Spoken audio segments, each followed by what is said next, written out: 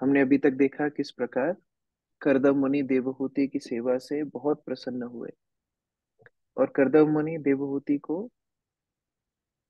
याद दिला रहे हैं कि सारे वरदानों में सर्वश्रेष्ठ है भगवान की कृपा प्राप्त करना। लेकिन फिर भी करदम मुनि चाहते हैं कि देवहूति उनके मन में जो भी इच्छा हो उस इच्छा को प्रकट करें, और करदम मुनि उनकी उस सारी इच्छाओं को पूरा करना चाहते हैं। श्लोक संख्या 10। देवहूति करदम मुनि को उत्तर दे रही है। देवहूतिरुवाच राद्धं बत द्विज वर्षति तदमोघ योग मायाधिते त्वयि विभूत अवैमि भर्तः यस्तेभ्यधायै समय सकृतंग संगो भूयात् गरीयसि गुना प्रशवः सतीनाम्। विनोद प्रभु पढ़िए। हरे कृष्ण प्रभु, धन्यवाद करना। श्री देवहूति ने कहा, हे ब्राह्मण श्रेष्ठ, मेरे प्रिय पति, मैं जानती हूँ कि आपने सिद्धि प्राप्त कर ली है और समस्त अचूक योग शक्ति के स्वामी हैं, क्योंकि आप दिव्य प्रकृति योग माया के संरक्षण में हैं। किंतु आपने एक बार वचन दिया था कि अब हमारा शारीरिक संसर्ग होना चाहिए, क्योंकि तेजस्वी पति वाली साध्वी पत्नी के लिए संतान बहुत बड़ा गुण है। हरे कृष्ण। तो देवहूति उनको याद दिला रही है करदम मुनि को कि यद्यपि आप पूर्ण रूप से माया शक्ति से मुक्त हैं, लेकिन फिर भी आपने जो विवाह के समय स्वयंभू मनु मेरे पिताजी को ये वचन दिया था कि हमारे पुत्र होंगे और हमारी पुत्रियां होंगी, हमारा पुत्र होगा, तो उस प्रकार से मेरी इच्छा को पूर्ण कीजिए। तात्पर्य। सुजाता माता जी। श्री कृष्ण प्रभु जी, दंडवत प्रणाम। तात्पर्य। देवहूति ने अपनी प्रसन्नता बत शब्द द्वारा व्यक्त की, क्योंकि वह जानती थी कि उसके पति अति उच्च दिव्य पद पर योग माया की शरण में थे। जैसा कि श्रीमद् भगवत गीता में कहा गया है कि महात्मा भौतिक शक्ति के वश में नहीं होते। परमेश्वर की दो शक्तियां होती हैं, भौतिक तथा आध्यात्मिक। जीवात्मा तटस्थ शक्ति है। तटस्थ शक्ति के अंतर्गत मनुष्य भौतिक शक्ति या फिर आध्यात्मिक शक्ति योग माया के वश में होते हैं। श्री करदम मुनि महात्मा थे, अतः वे योग माया के वश में थे, जिसका अर्थ यह है कि वे प्रत्यक्षतः परमेश्वर से संबंधित थे। इसका लक्षण है कृष्ण भावनामृत या निरंतर भक्तिमय सेवा में लगे रहना। यह देवहूति को ज्ञात था, तो भी वह मुनि के शारीरिक संयोग से पुत्र प्राप्त करना चाहती थी। अतः उसने अपने पति को उनके द्वारा माता पिता को दिए गए वचन का स्मरण दिलाया। मैं देवहूति के गर्भधारण काल तक रहूंगा। उसने स्मरण दिलाया कि महापुरुष से संतान लाभ करना साध्वी स्त्री के लिए अत्यंत गौरवप्रद होता है। वह गर्भधारण करना चाहती थी, अतः उसने उसके लिए विनती की। स्त्री शब्द का अर्थ है विस्तार। पति तथा पत्नी के शारीरिक संयोग से उनके गुणों का विस्तार होता है। अच्छे माता पिता से उत्पन्न संतानें उनके व्यक्तिगत गुणों के ही विस्तार होती हैं। श्री कर्दम मुनि तथा देवहूति दोनों को आध्यात्मिक प्रकाश प्राप्त था, अतः देवहूति शुरू से ही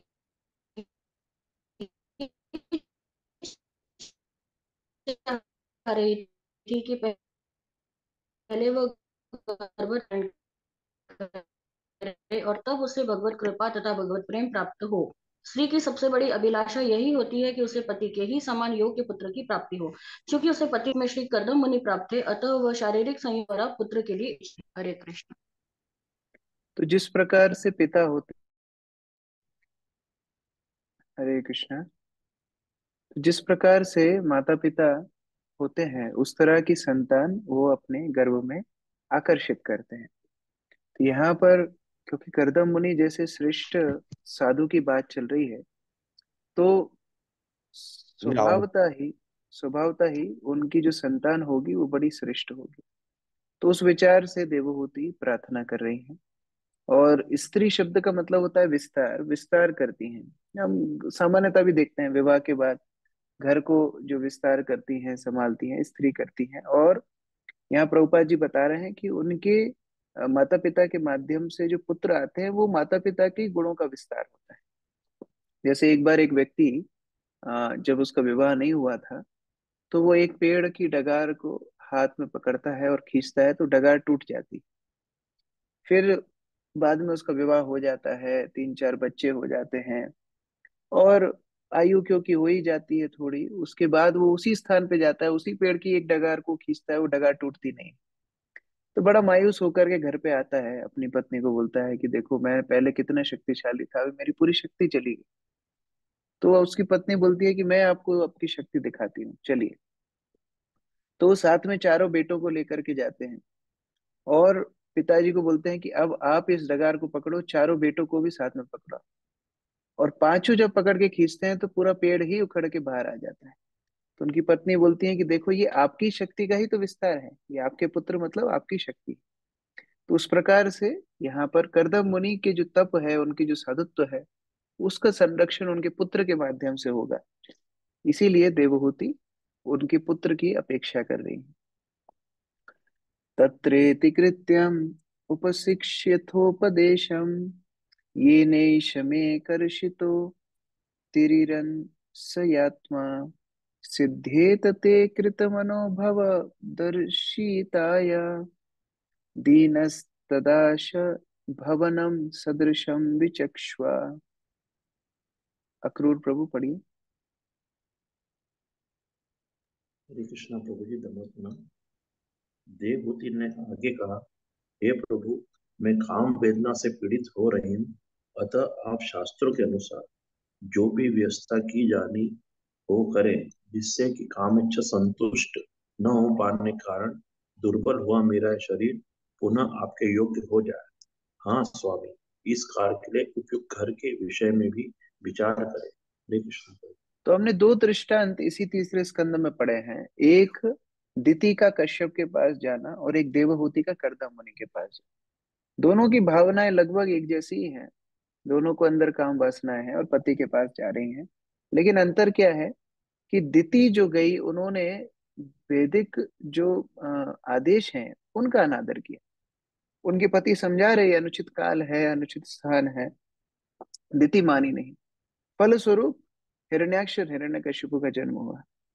और यहाँ पर हम देख रहे हैं दिति क्या बोल रही है कि मेरे अंदर काम वासनाएं आ रही हैं, लेकिन जो शास्त्रों के अनुसार उपयुक्त हो आप उस तरह व्यवस्था कीजिए। गृहस्थ को जो जो चाहिए, घर चाहिए, स्थान चाहिए, ये सब व्यवस्था है। आप, मेरा शरीर दुर्बल हो गया उसके लिए व्यवस्था कीजिए, लेकिन जो शास्त्र अनुसार हो वो कीजिए। तो दोनों में ये अंतर है, एक निरीश्वरवाद विचार है, एक सईश्वरवाद विचार है। एक भगवान के केंद्र में रखते हुए कार्य करना है, एक भगवान को उपेक्षा करके कार्य करना है। तो दोनों क्रिया एक जैसी हैं लेकिन फल अलग अलग है। उसी तरह हम जब कृष्ण भावनामृत में आते हैं तो ऐसा नहीं हम कोई वस्तुओं को छोड़ते हैं, लेकिन कृष्ण भावना भावित तरीके से उसको करते हैं, जिससे भगवान हमारे जीवन के केंद्र है। फलस्वरूप कपिल मुनि देवहूति के गर्भ से जन्म लेंगे। वहां हिरण्याक्ष हिरण्यकशिपु जन्म लिए, यहाँ कपिल मुनि ने जन्म लिया। दोनों की भावना एक जैसी है, लेकिन शास्त्र सम्मत चलने से ये फायदा है। आयुष प्रभु पढ़िए। हरे कृष्ण प्रभु जी, दंडवत प्रणाम। तात्पर्य: वैदिक साहित्य केवल शिक्षाओं से ही पूर्ण नहीं है, अपितु सिद्धि प्राप्त करने के उद्देश्य से भौतिक अस्तित्व के लिए करणीय के विषय में भी सहायक है। अतः देवहूति ने अपने पति से पूछा कि वैदिक शिक्षाओं के अनुसार विषयी जीवन के लिए वह किस प्रकार अपने को तैयार करे। विषयी जीवन का मुख्य उद्देश्य अच्छी संतान उत्पन्न करना है। अच्छी संतान उत्पन्न करने की परिस्थितियों का वर्णन काम शास्त्र में प्राप्त है। शास्त्रों में जिस जिस वस्तु की आवश्यकता होती है सब कुछ वर्णित है। कैसा घर हो, कैसी सजावट हो, पत्नी कैसा वस्त्र धारण करे, किस प्रकार उपटन सुगंधि लगाए तथा अन्य भाव भाव बनाए। ऐसा करने से पति इसकी सुंदरता से आकृष्ट होगा और उपयुक्त मानसिक स्थिति तैयार हो सकेगी। तब संभोग काल की यह मानसिक स्थिति पत्नी के गर्भ में स्थानांतरित हो सकेगी और उस गर्भ धारण से अच्छी संतान उत्पन्न हो सकती है। यहाँ पर देवहूति के शारीरिक वैशिष्ट्य का विशेष उल्लेख है। वह अत्यंत कृशकाय हो गई थी, अतः उसे भय था कि हो सकता है वह करदम को आकर्षक न लगे। वह जानना चाहती थी कि पति को आकर्षित करने के लिए शरीर को किस तरह सुधारे। जब संभोग काल में पति आकृष्ट होता है तो पुत्र उत्पन्न हो सकता है, किंतु जब पति और पत्नी आकृष्ट होती है तो कन्या उत्पन्न होती है। हो सकती है। इसका उल्लेख आयुर्वेद में है। जब स्त्री की काम इच्छा प्रबल होती है तो कन्या के उत्पन्न होने की, और जब पुरुष की काम इच्छा प्रबल हो तो पुत्र उत्पन्न होने की संभावना रहती है। देवहूति का काम शास्त्र में वर्णित व्यवस्था के अनुसार अपने पति की काम इच्छा को प्रबल बनाना चाह रही थी। वह ऐसी ही शिक्षा चाह रही थी। साथ ही उसने विनय की एक उपयुक्त घर की व्यवस्था हो, क्योंकि जिस कुटी में करदम मुनि रह रहे थे वह अत्यंत सादी और सत्वगुण से युक्त थी, जिसमें काम इच्छा के उत्पन्न होने की संभावना कम थी। हरे कृष्ण पूजन अर्पण। ऐसा बताते हैं कि करदम मुनि की जो कुटिया थी उसमें सांप बिच्छू इत्यादि सब रहते थे, क्योंकि करदम मुनि सभी जीवों से प्रेम करते थे, तो किसी को भी बाहर नहीं निकालते थे। तो ऐसे स्थान पर गृहस्थ जीवन चलाना बड़ा कठिन है, तो देवहूति उस तरह इच्छा कर रही हैं। और ये संस्कार है, गर्भधारण संस्कार। इसके बारे में शास्त्र में उपयुक्त जानकारी है, किस प्रकार गर्भधारण संस्कार के नियम है। शिल प्रभुपाद ने भी इस्कॉन में ये सब नियम बताए हैं, बड़ा सरल करके बताया है कि अगर पति पत्नी संतान उत्पत्ति करना चाहें तो उस दिन उनको 50-50 माला हरे कृष्ण महामंत्र की जप करना चाहिए। और उसके पहले अपने गुरु का उसके गुरु के आदेश लेना चाहिए कि हम संतान उत्पत्ति चाहते हैं। अपने गुरु से आशीर्वाद लेकर के फिर ये गर्भधारण संस्कार की ओर आगे बढ़ना चाहिए। तो जब इस प्रकार से पति पत्नी करते हैं तो फिर उनकी जो संतान होती है वो कृष्ण परायण होगी, कृष्ण को समर्पित भक्त होगी। श्लोक संख्या 12। मैत्रेय उवाच प्रियाया प्रियम अन्विच्छन् कर्दमो योगमस्थिता विमानं कामगं क्षुत्तस् तर्हि एवाविराचिक्रात्।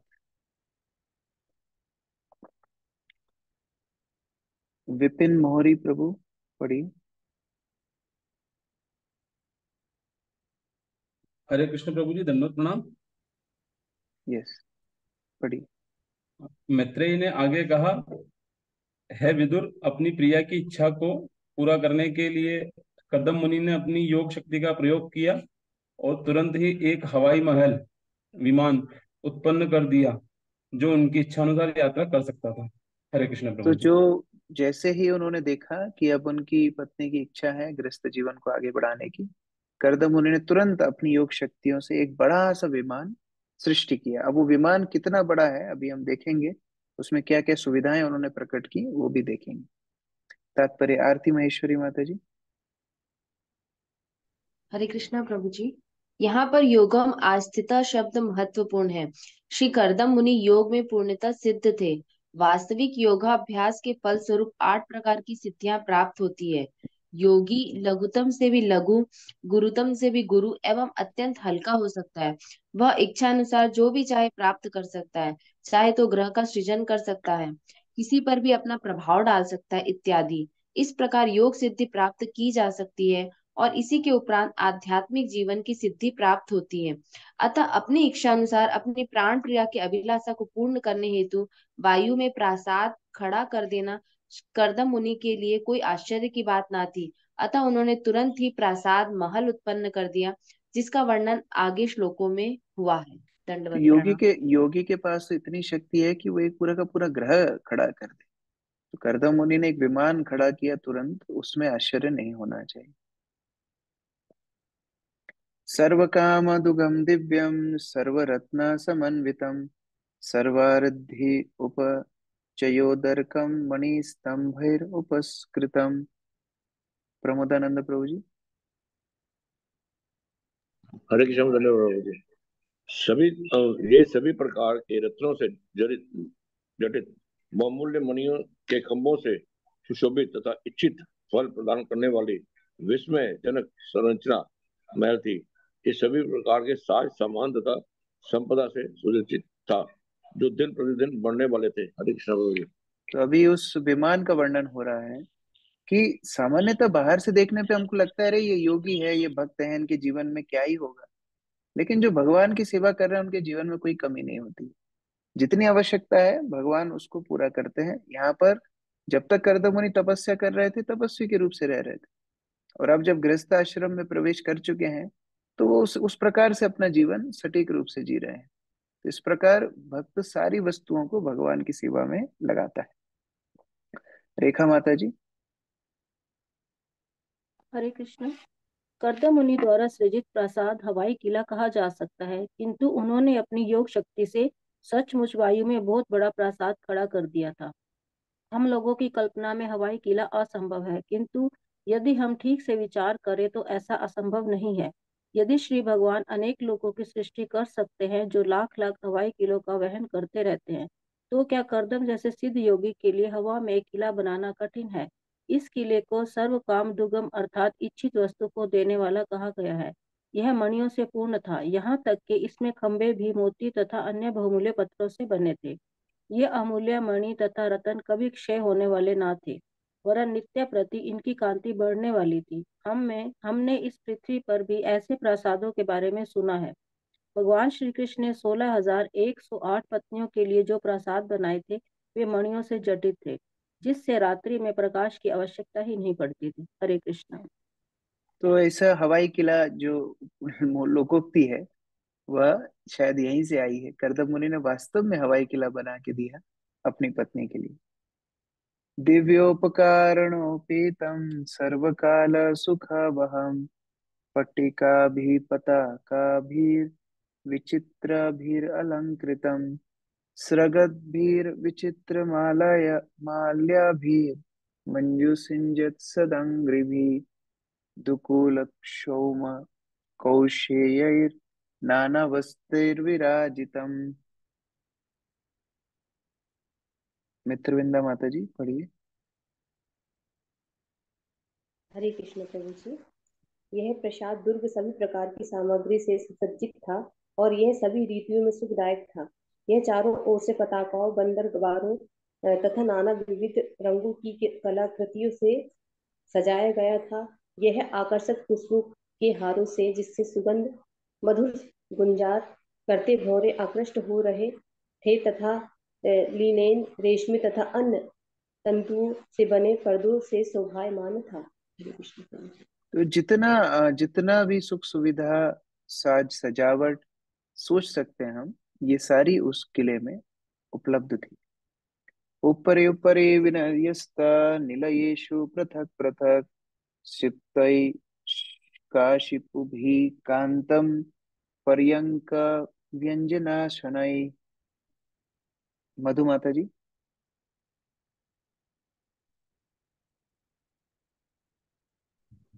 हरे कृष्ण प्रभु जी, दंडवत प्रणाम। यह प्रसाद संयम पलंगों, पंखों तथा आसनों से युक्त 7 पृथक पृथक मंजिलों वाला होने से अत्यंत मनोहर लग रहा था। तो 7 मंजिल का था ये जो विमान था उड़ता हुआ, ये 7 मंजिलों का एक बड़ा सा प्रसाद, मतलब महल था, जिसमें उद्यान थे, बड़े बड़े झरने थे, बगीचे थे, सब कुछ वहां पर उपलब्ध थे। ज्योति माता जी। हरे कृष्णा प्रभु जी। तात्पर्य, इस श्लोक से पता चलता है कि प्रसाद में कई मंजिलें थी। ऊपरी ऊपरी विन्यस्त शब्द सूचित करते हैं कि गगनचुंबी भवन नए इजाद नहीं है। उन दिनों लाखों वर्ष पूर्व भी कई मंजिलों के मकान बनाने का प्रचलन था।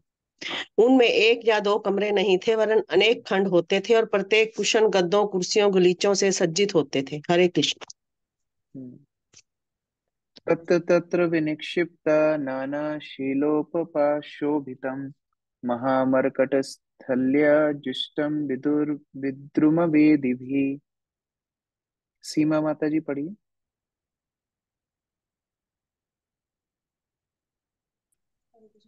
हरे कृष्ण प्रभु जी। दिवाली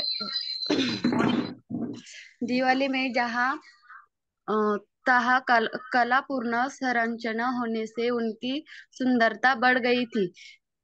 उसकी फर्श मकरंद मणि की थी और क्या चबूतरों भूंगे के बने थे। हरे तो कृष्ण प्रभु जी। दीवारों की संरचना कलापूर्वक, उनके फर्श मणियों से जड़ित और चबूतरे मूंगे के बने हुए थे। तात्पर्य, अभी तो टाइल्स लगाते हैं जो थोड़े से ही काम में स्क्रैच पड़ जाते हैं, क्रैक हो जाते हैं, लेकिन उस समय पर किस तरह का उनका फर्श था वो भी वर्णित। सरिता माता जी।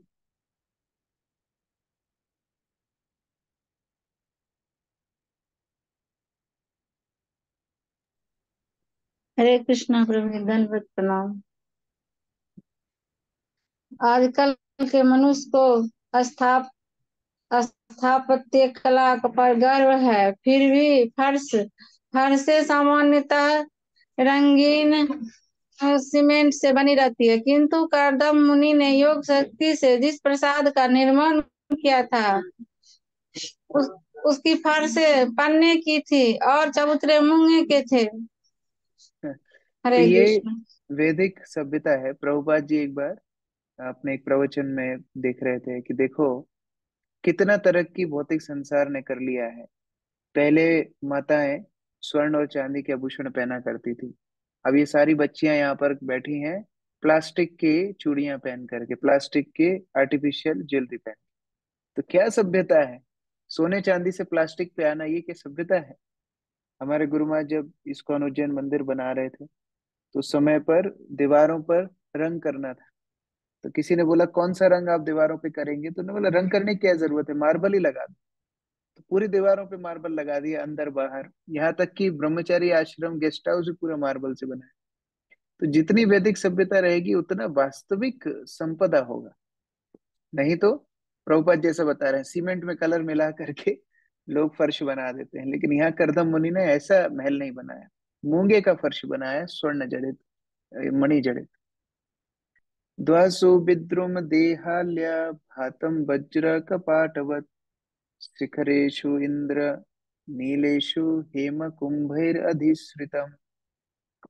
सुनीता माता जी पढ़िए। हरे कृष्ण प्रभु जी।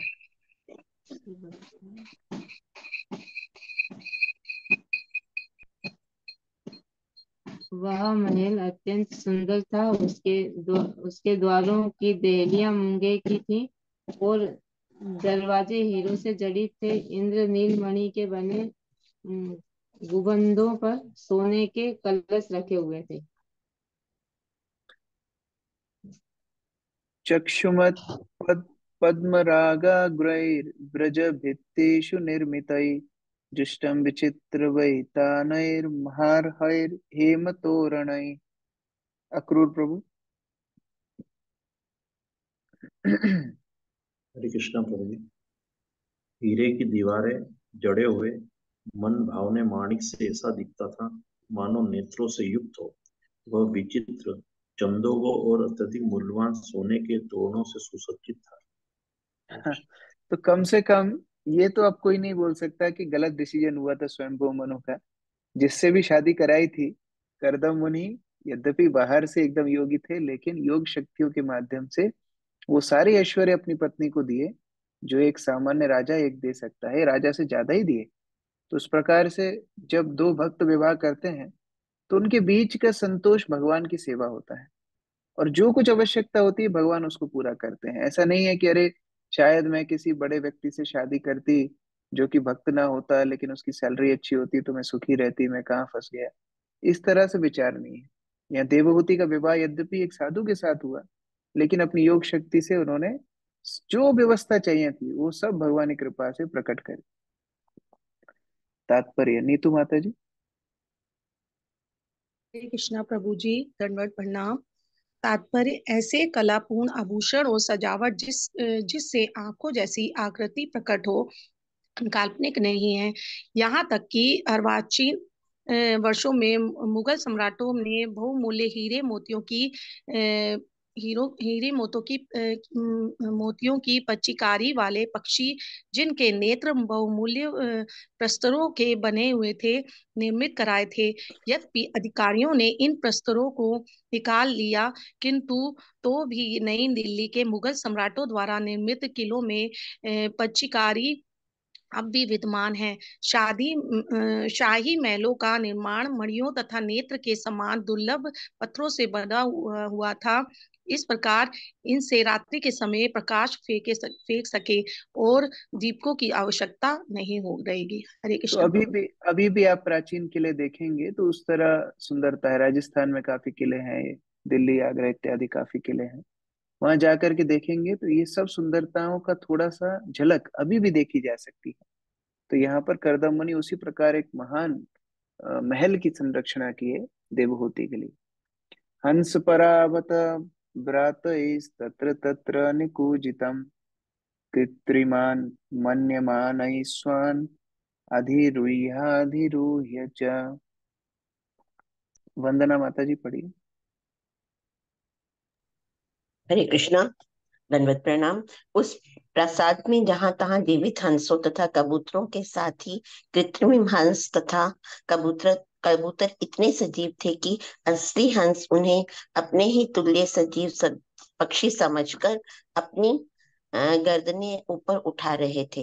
इस प्रकार वह प्रासाद इन पक्षियों के ध्वनियों से गूंज रहा था। हरे कृष्णा। तो साज सज्जा के लिए कई मूर्तियां थी वहां पर, पक्षियों की भी मूर्तियां, और असली पक्षी उन मूर्तियों को देख करके भ्रम में पड़ रहे थे कि ये हमारे समान ही है। वो भी पहचान नहीं पा रहे थे कि असली है कि नकली, इतनी सुंदर मूर्तियां वहां पर लगी हुई थी।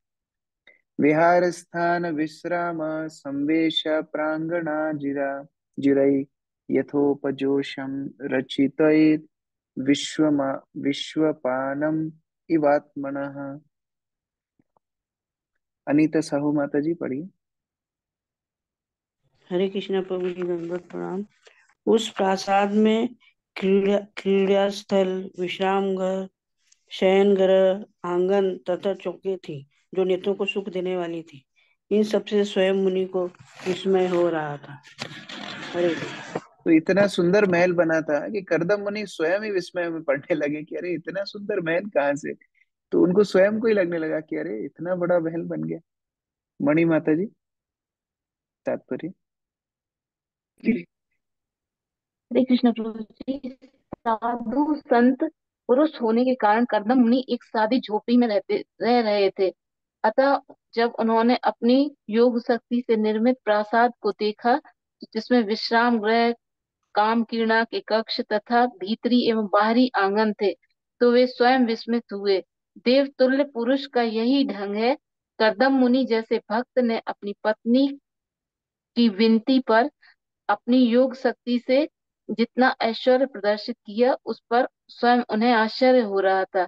जब योगी की शक्ति प्रदर्शित होती है तो कभी कभी योगी स्वयं विस्मित हो जाता है। हरे कृष्ण। तो बड़े ही सामान्यता से सहजता से रहने वाले करदम मुनि अभी इतने बड़े महल को देखकर वह भी आश्चर्य में पड़ गए, यद्यपि उनकी शक्ति से वह निर्मित था। इद्रगृहं तत्पश्यतिं नाटिप्रीतेन चेतसा सर्वभूतस्वयाभिज्ञा प्रावचोत् कर्दमः स्वयं। मुख्य गोपी माता जी पढ़िए। हरे कृष्ण प्रभु, दंडवत प्रणाम। प्रिय देवहूति, तुम इतनी भयभीत क्यों हो? पहले स्वयं भगवान विष्णु द्वारा न, निर्मित जब जब जब उन्होंने देखा कि देवहूति इतने विशाल, 22 नंबर 22 नंबर का अनुवाद और तात्पर्य। हाँ, ओके। जब उन्होंने देखा कि देवहूति इतने विशाल ऐश्वर्य युक्त प्रसाद भवन को अप्रसन्न हृदय से देख रही है, तो कर्दम मुनि को उनकी भावनाओं का पता चला। क्योंकि वे किसी के हृदय की बात जान सकते थे, अतः उन्होंने अपनी पत्नी को स्वयं ही इस प्रकार संबोधित किया। हरे कृष्ण। तो जब इतने बड़ा प्रसाद, इतना बड़ा महल बना, तो सामान्यतः देवहूति को प्रसन्न होना चाहिए था, लेकिन वो उतनी प्रसन्न दिख नहीं रही। तो करदम मुनि समझे कि उनके हृदय में क्या चल रहा है और उनको आगे संबोधित किया। तात्पर्य गायत्री माता जी। हरे कृष्ण प्रभु जी, दंडवत प्रणाम। देवहूति ने अपने देह की चिंता किए बिना कुटी में ही दीर्घकाल बिताया था। वह धूस रहित थी और उसके वस्त्र भी बहुत अच्छे न थे। कर्दम मुनि को आश्चर्य हो रहा था कि उन्होंने ऐसा प्रसाद बनाया जिस कैसे निर्मित कर दिया, और उनकी पत्नी देवहूति भी उसी प्रकार से विस्मित थी। यह भला कैसे आश्चर्यमय प्रासाद में कैसे रह सकती थी? गौतम मुनि को उसके आश्चर्य का पता चल गया, इसलिए वे इस प्रकार बोले। हरे कृष्ण। तो करदम मुनि समझ गए कि देवहूति का शरीर पूर्ण तरह से क्षीण हो गया है, उसके वस्त्र धूल में पूरी तरह से सने हुए हैं, और उसकी बाल एक तरह से जटा रूप में ही बन चुके हैं। तो ऐसी स्थिति में इतने बड़े महल में कैसे देवहूति रहेंगी? तो ये भावना करदम मुनि समझ गए, और इसीलिए करदम मुनि ने आगे देवहूति को मार्गदर्शन किया। जो भक्तों ने अभी तक पढ़ा नहीं है वो लोग हैंड रेज कर सकते हैं आगे पढ़ने के लिए। सभी लोग को अलग अलग से मौका मैं देखता हूँ, रोज सेम ही भक्त हाथ उठाते हैं, बाकी भक्त बड़ा आनंद लेते हैं सुनने का। लेकिन नित्यम भागवत सेवया मतलब श्लोक भी पढ़ना चाहिए, भक्त लोगों को पढ़ना चाहिए। तो जो भक्त पढ़े नहीं है वो लोग हैंड रेज कर सकते हैं। श्लोक संख्या 23। निमज्जस्निं हृदे भीरु विमानम् इदमारुः आरुहा इदं शुक्लकृतं तीर्थम् आशीषं यापकं नृणाम्। अर्चना माता जी पढ़िए। हरे कृष्ण प्रभु जी। प्रिय देवहूति, तुम इतनी भयभीत क्यों हो? पहले स्वयं भगवान श्री विष्णु द्वारा निर्मित इस बिंदु सरोवर में स्नान करो, जो मनुष्य की समस्त इच्छाओं को पूरी करने वाला है, और तब इस विमान पर चढ़ो। हरे कृष्ण। तो उन्होंने देवहूति को मार्गदर्शन किया कि तुम डरो मत, तुम्हारा जो भी काया है सब कुछ सुंदर हो जाएगी। ये बिंदु सरोवर भगवान के ही अश्रु से निर्मित है। इस बिंदु सरोवर में स्नान करने के लिए जाओ और फिर तुम्हारी सारी इच्छाएं पूर्ण हो जाएंगी। तात्पर्य। यामिनी माता जी। हरे कृष्ण प्रभु जी, दंडवत प्रणाम। आज भी तीर्थ स्थानों में जाकर वहां जल में स्नान करने की प्रथा है। वृंदावन में लोग यमुना नदी में स्नान करते हैं। अन्य स्थानों में भी यथा प्रयाग में लोग गंगा नदी में स्नान करते हैं। तीर्थम आशीषाम यामकम शब्द तीर्थ स्थानों में स्नान करने से मनोवांछित फल प्राप्त होने के संकेत करते हैं।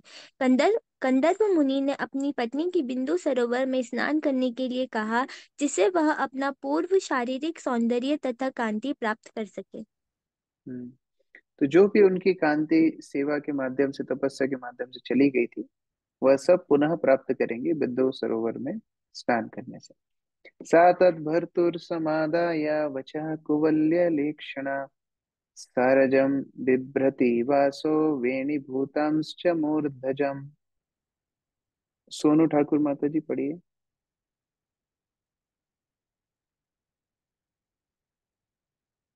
हरे कृष्ण प्रभु जी। कमल योजना देवहूति ने अपने पति की आज्ञा मान ली।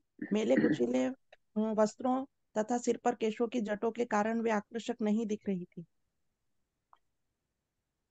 अर्चना माता जी तात्पर्य।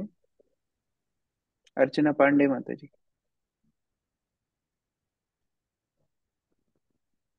हरे कृष्ण प्रभु जी, दंडवत प्रणाम। ऐसा लगता है कि देवहूति के बाल वर्षों से संवारे नहीं गए थे, जिससे उनमें जटें पड़ गई थीं। कहने का तात्पर्य यह है कि अपने पति की सेवा में व्यस्त रहने के कारण उसने अपने शरीर, वस्त्र तथा सुख सुविधा की तनिक भी परवाह नहीं की थी। हरे कृष्ण। तो इतना तल्लीन थी सेवा करने में कि पूरा ही शरीर के प्रति उपेक्षा थी, और ऐसे तपस्वी शरीर को लेकर के वह बिंदु सरोवर में स्नान करने के लिए गई। अंगम च मल पंकेन संचन्नम सबलस्तनम आवि आविवेश सरस्वत्या सरशिव जलाशयम। भूमिका माता जी।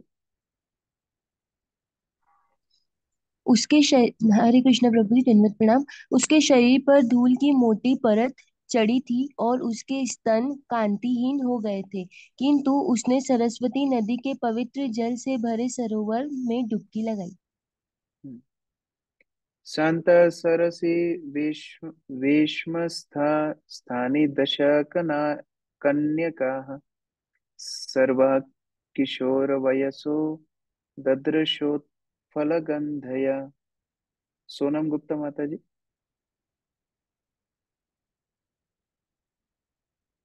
हरे कृष्ण प्रभु जी, दंडवत प्रणाम। उसने सरोवर के भीतर एक घर में 1000 कन्याएं देखी, जो सब की सब अपनी किशोरावस्था में थी और कमलों के समान सुगंधित थी।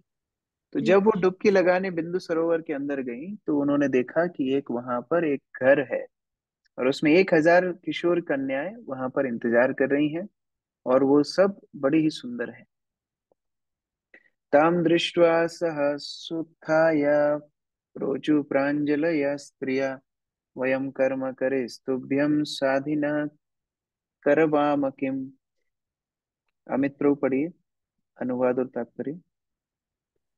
हरे कृष्णा प्रभु जी, दंडवत प्रणाम। उसे देखकर वे तरुणाइयां सहसा उठ खड़ी हुईं और हाथ जोड़कर कहा, हम आपकी दासियां हैं, कृपया करके बताएं कि हम आपके लिए क्या करें। तात्पर्य: जब सरोवर के अंदर उस बड़े घर में मैले वस्त्र पहने देवहूति यह सोच रही थी कि वह क्या करे, तो श्री कर्दम मुनि ने अपनी योग शक्ति से 1000 दासियां सेवा करने हेतु उत्पन्न कर दी। वे जल के भीतर देवहूति के समक्ष प्रकट हुई और दासियों के रूप में आज्ञा के लिए प्रतीक्षा करने लगी। हरे कृष्ण। अभी इसमें करदम मुनि ने जिस तरह माताओं को ब्यूटी पार्लर लगता है, तो देवहूति के लिए एक असामान्य ब्यूटी पार्लर तैयार कर दिया, जहाँ 1000 कन्याएं उनको तैयार करने के लिए बिंदु सरोवर में तैयार थी, तत्पर थी। श्लोक संख्या 28। स्नानेन महारेण स्नापयित्वा मनस्विनीं दुकूले निर्मले नूत्ने दधुर अस्यै च मानदा। रितु माता जी पढ़िए। हरे कृष्ण प्रभु जी, दंडवत प्रणाम। देवहूति के प्रति अत्यंत सम्मान प्रदर्शित करने वाली कन्याएं उसे बाहर लाईं और बहुमूल्य तेलों तथा उबटनों को लगाकर नहलाया और उसे महीन निर्मल नए वस्त्र पहनने को दिए। हरे कृष्णा। तो उन लोगों ने अब इनको तैयार किया और उनके नए वस्त्र इत्यादि उनको अर्पित किए। वस्त्रों के बाद आभूषण। भूषणानि परार्ध्यानि वरीयंसि द्युत्मनन्ति च अन्नं सर्वगुणोपेतं पाणं चैवामृतावसवम्। छोटी झा माता जी।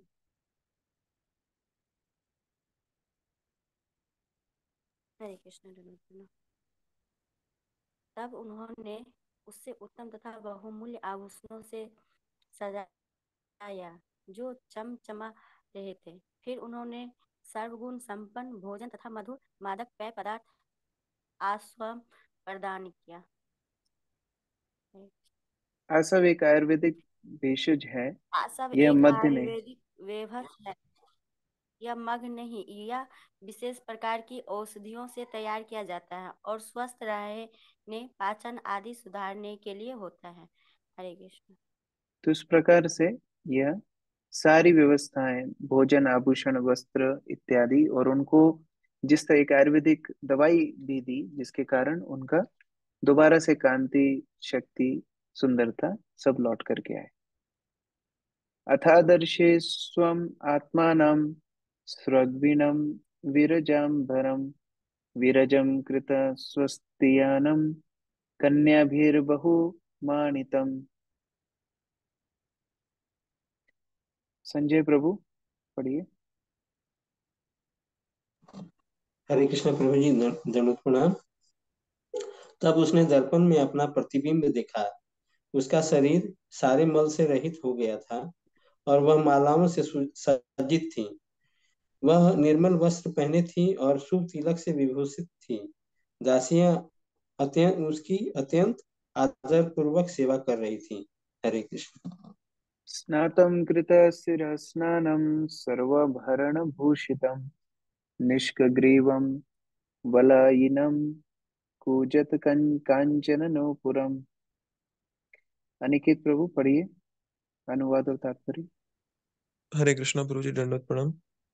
अनुवाद। फिर सहित उसका सारा शरीर नहलाया गया और उसके अंग प्रत्यंग को आभूषणों से सजाया गया। उसने लटकन से युक्त हार होमेल पहना था। उसकी कलाइयों में चूड़ियां थी और उसकी एड़ियों में सोने के खनकते पायल थे। तात्पर्य: यह कृत शिरः स्नानम शब्द आया है। स्मृति शास्त्र में नित्य कर्मों में जो निर्देश दिए गए हैं, उनमें स्त्रियों को प्रतिदिन गर्दन तक स्नान करने की अनुमति है। प्रतिदिन सिर के बालों को धोने की आवश्यकता नहीं होती, क्योंकि बाल गीले रहने से ठंड पकड़ सकती है। अतः सामान्य रूप से स्त्रियों को गले तक स्नान करने का विधान है, और कुछ विशेष अवसरों पर ही वे पूर्ण स्नान करती हैं। इस अवसर पर देवती ने पुण्य स्नान किया और अपने केशों को ठीक से धोया। जब स्त्री सामान्य स्नान करती है तो उसे मल स्नान कहते हैं, किंतु जब वह सिर समेत पुण्य स्नान करती है तो उसे शीर स्नान कहते हैं। ऐसे अवसर पर सिर में लगाने के लिए काफी तेल लगता है। स्मृति शास्त्र के टीकाकारों का यही आदेश है। हरे कृष्ण। तो ये अच्छी एक खबर है माताओं के लिए, ठंड का मौसम भी आ रहा है। प्रभुपाद जी दो तरह का स्नान बता रहे हैं कि रोज सिर से नहाने की जरूरत नहीं है। माताओं को ये छूट दी गई है कि वो गले से ही नहा सकती हैं और मुख को धो सकती हैं, और जब सुविधा हो तब बाल को धो सकती हैं। उसको सिर स्नान बोला जाता है, क्योंकि बाल लंबे होने के कारण उनको ठंड पकड़ सकती है। श्रोण्योर अध्यस्तया कांच्या कांचन्या बहुरत्नया हारेण च महार्हेण रोचकेन च भूषितम। यमुना माता जी पढ़िए। हरे कृष्ण प्रभु जी, धन्यवाद प्रणाम। उसने कमर में अनेक रत्नों से जटित सोने की करधनी पहन रखी थी। वह बहुमूल्य मोतियों के हार तथा मंगल द्रव्य से सुसज्जित थी। हरे कृष्ण। मंगल द्रव्यों में केसर, कुमकुम तथा चंदन का लेप सम्मिलित है। नहाने के पूर्व अन्य पदार्थ भी समूचे शरीर में मले जाते हैं, और यह सरसों के तेल के साथ हल्दी। देवहूति को ऊपर से नीचे तक नहलाने के लिए सभी प्रकार के मंगल वस्तुएं प्रयुक्त गई। तो वो लक्ष्य साबुन से नहीं नहा रही थी, वह सब बहुमूल्य जो शुद्ध द्रव्य हैं उनके साथ उनका स्नान कराया जा रहा था। श्लोक संख्या 33। शुद्धता सुभ्रुवा श्लक्ष्णा स्निग्धापांगेन चक्षुषा पद्मकोश स्पृधा नीलैर अलकैश्च लसन्मुखम। मीनू माता जी पढ़िए।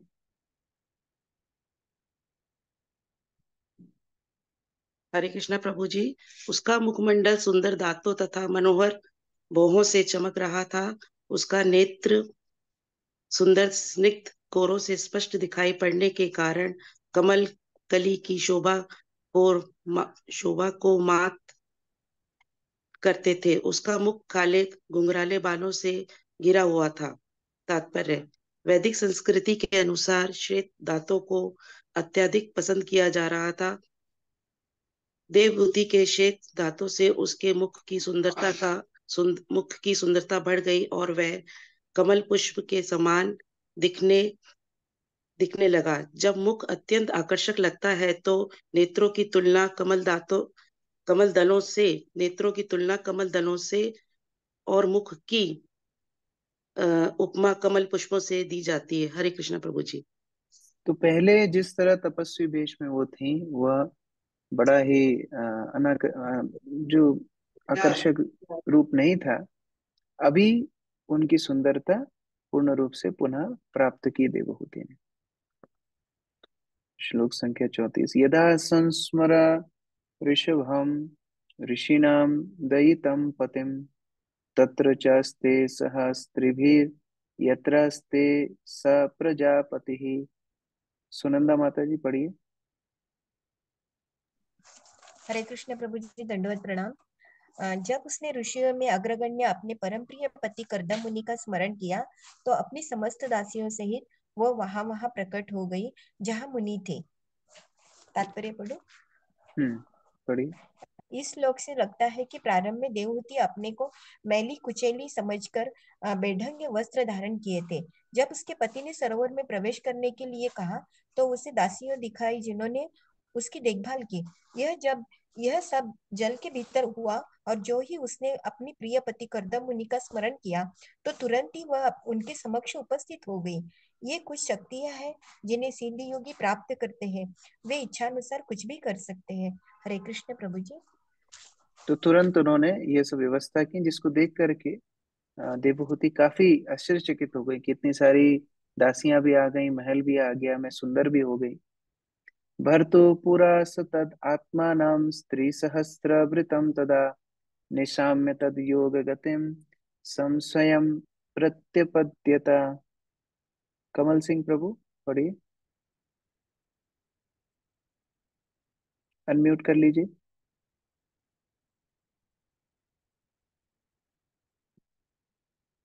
अनम्यूट कर लीजिए पहले। हाँ, आप पढ़िए। हरे कृष्ण प्रभु जी। अपने पति की उपस्थिति में अपने चारों ओर 1000 दासियों और पति की योग शक्ति देखकर वो अत्यंत चकित थी। तात्पर्य प्रभु, देवहूति ने प्रत्येक वस्तु को चमत्कारिक ढंग से होते देखा, किंतु जब उसे पति के समक्ष लाया गया तो उसकी समझ में आया कि वो सब उनकी योग शक्ति से हुआ। ये समझ गए कि कर्दम मुनि जैसे योग के लिए कुछ भी करना असंभव है। तो वही दासियां जिनको उन्होंने बिंदु सरोवर में देखा था, उनको अब उन्होंने कर्दम मुनि के आसपास में देखा, तो समझ गए कि ये सब उनकी पति की ही दिव्य शक्तियों का ही एक स्वरूप है। सतान कृतमाल स्नानम विभ्रजंतीम अपूर्ववत आत्मनो विभ्रतिम रूपम संविता रुचिरास्तनिम विद्याधारी सहस्रेण सेवयामाननं सुवाससं जात भाव विमानं तद आरोहयत अमित अमित्रहन।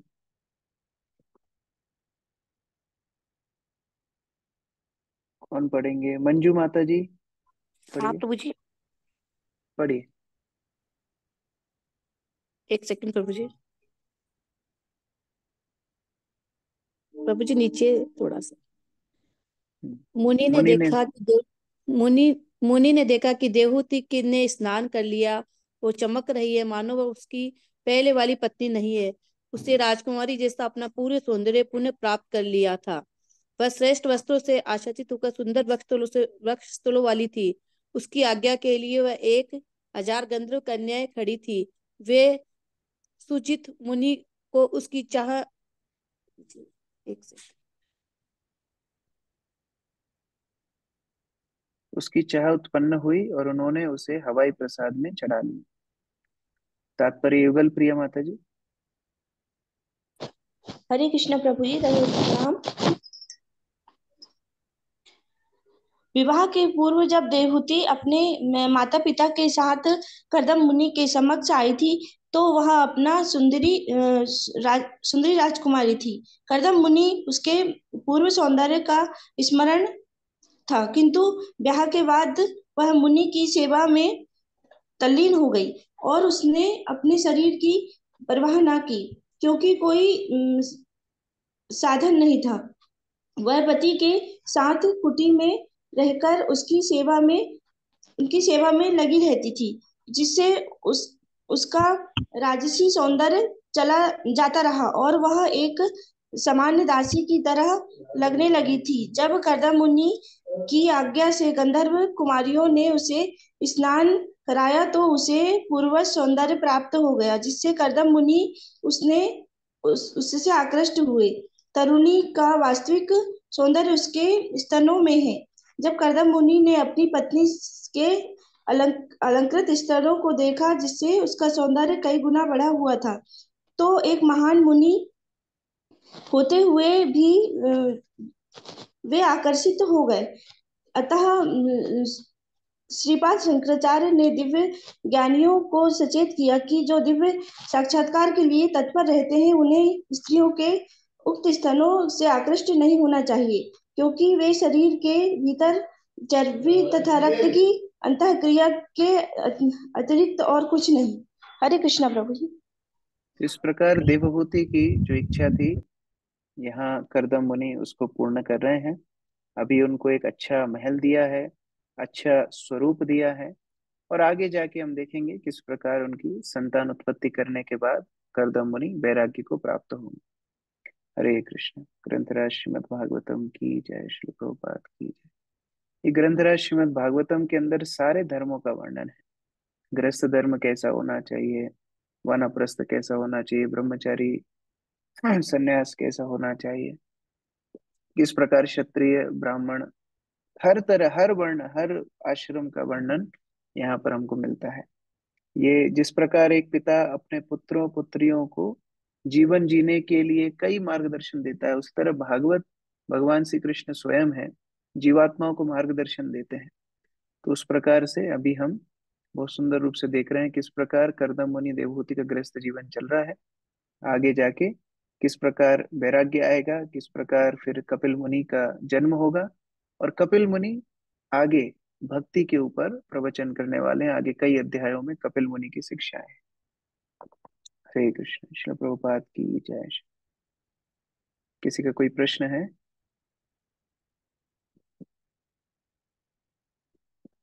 ठीक है, हरे कृष्ण।